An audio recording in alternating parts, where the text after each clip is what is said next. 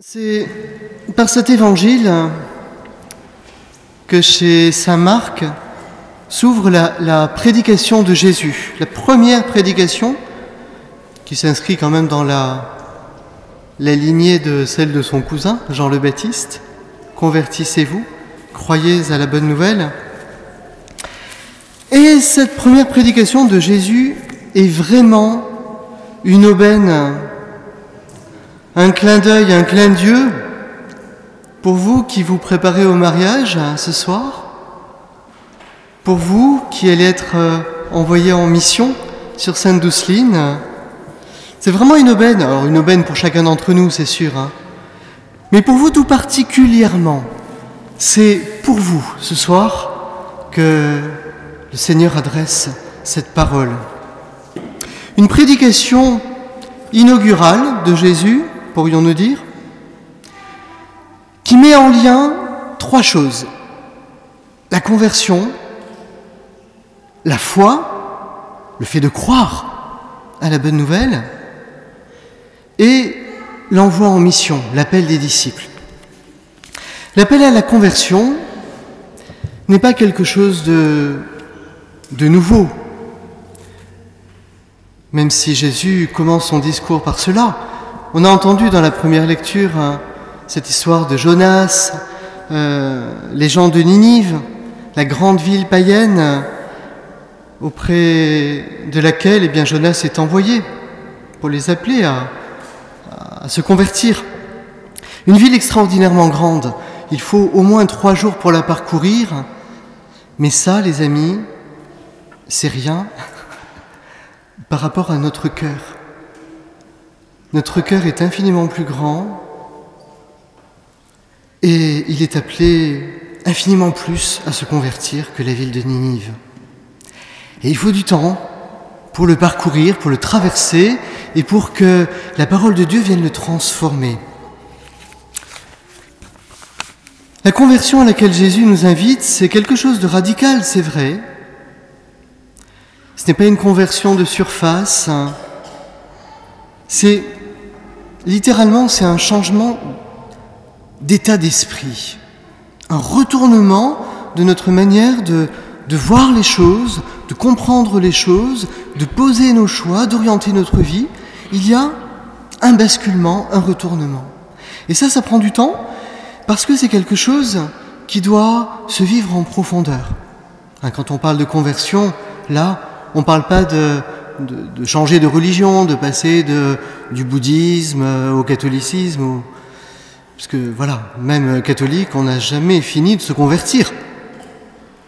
On a sans cesse besoin de faire le tri dans notre vie entre ce qui nous rapproche de Dieu et au contraire ce qui nous en éloigne un peu. Sans cesse. Et ça, on en a besoin.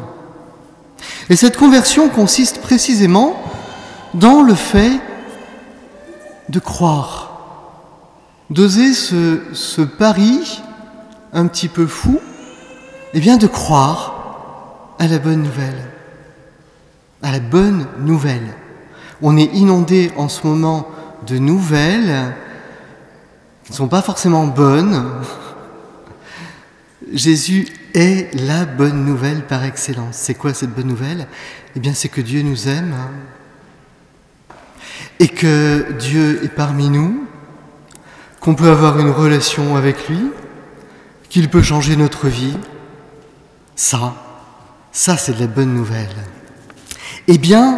Précisément, changer notre manière de vivre cette conversion, c'est pour nous aider à adhérer pleinement, à nous laisser imbiber, imprégner par cette bonne nouvelle de Jésus qui est déjà parmi nous. Et c'est certainement ce que les apôtres, Pierre, André, Jacques, Jean, ont dû ressentir, parce que je ne vois pas ce qui pourrait justifier le fait qu'ils lâchent tout pour suivre un inconnu.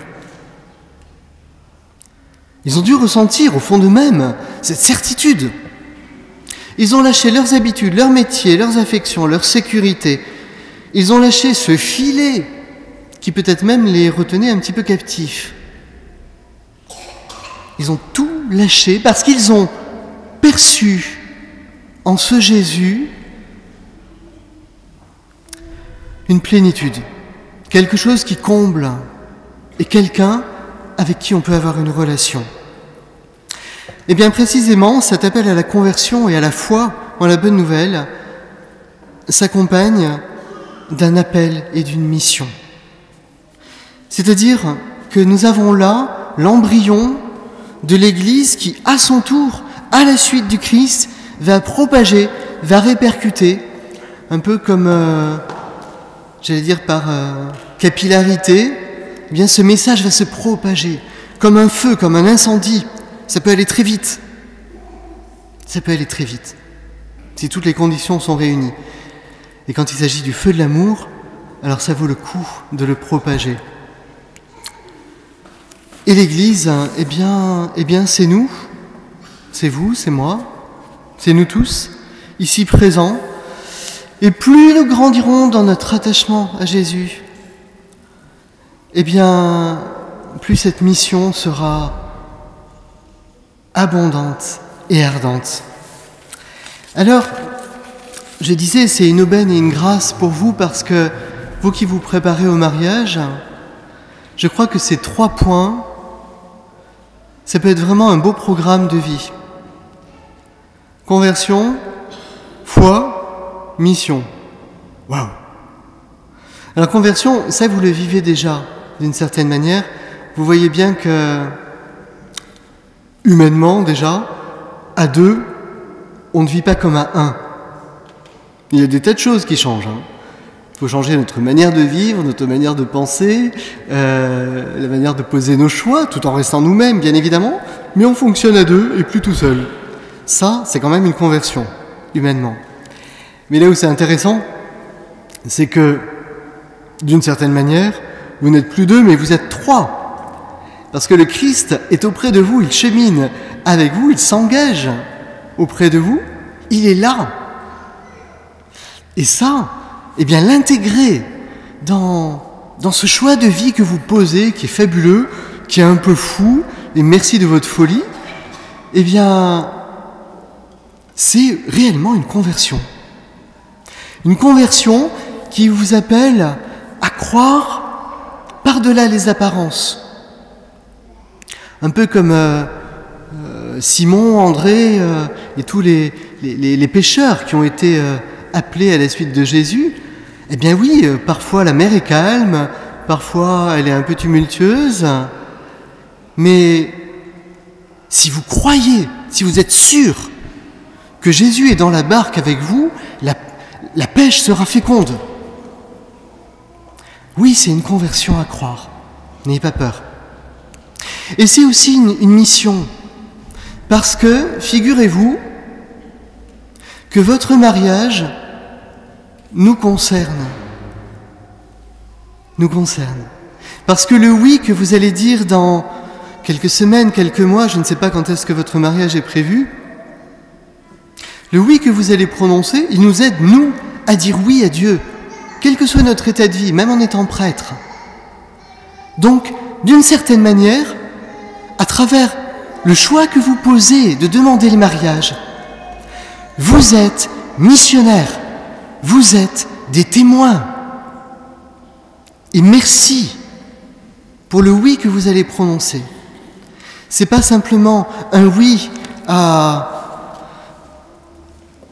votre fiancé, votre chéri, c'est pas simplement un oui, mais c'est un oui aussi à Dieu que vous allez prononcer.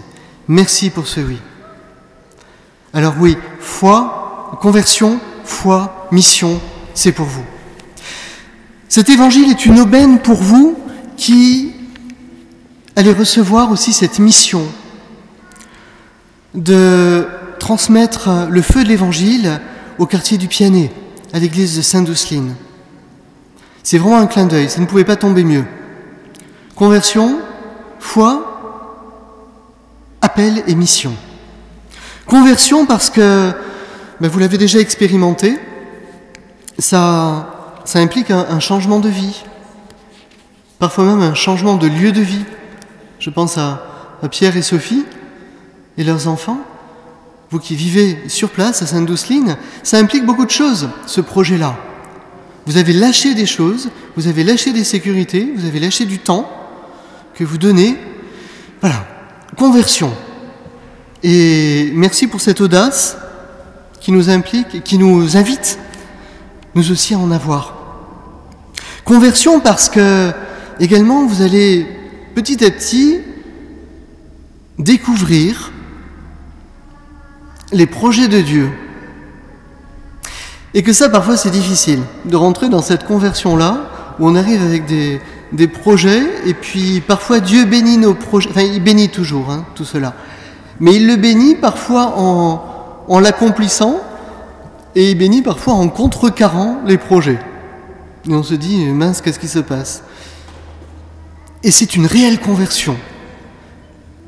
Vous entrez dans une mission qui vous dépasse. Et ça demande une grande conversion totale et permanente. De la foi. Croyez toujours que le règne de Dieu est là, que le royaume de Dieu est au pied nez. Dieu est parmi nous. Quand 2 ou 3 sont réunis en mon nom, je suis là au milieu d'eux. Et il est là au milieu de vous, dans la mission à laquelle vous répondez. Il est là. Croyez-le.